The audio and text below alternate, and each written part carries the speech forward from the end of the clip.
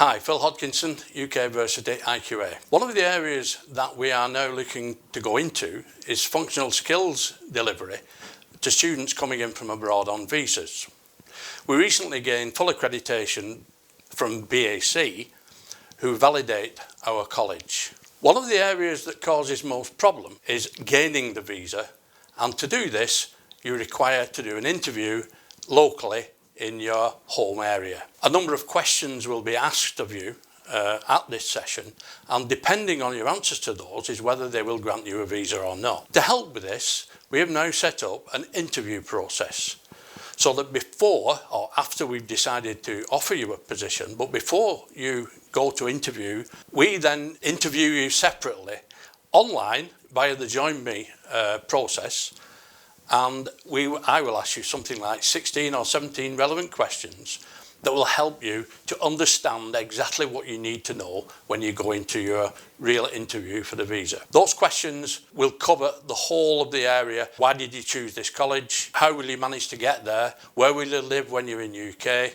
More serious questions they will ask you, not intentionally to confuse, but they will ask you, do you intend to work while you're here?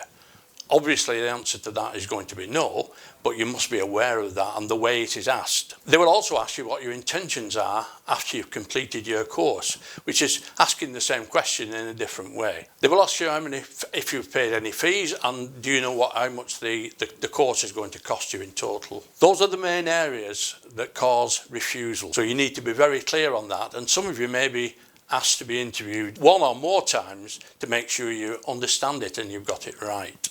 That is the important factor here, that you fully understand what you're doing and where you're coming and what for, which visa you're going to apply for and why you're applying for that visa.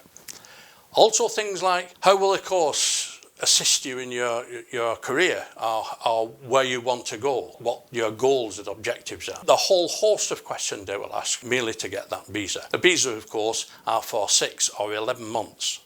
The 11-month visa is solely for the learning of English to reach a qualification standard. Covering further questions with regard to the interview points, one of the areas that we've discovered further to the ones of your personal questions and the ones that we've mentioned previously, the areas of which course you're going to be attending or applying for, how long will the visa be applied, whether it will be the 6 or 11-month visa, where you're going to stay in UK and who is funding you or sponsoring you, whether it's yourself or family or any other person.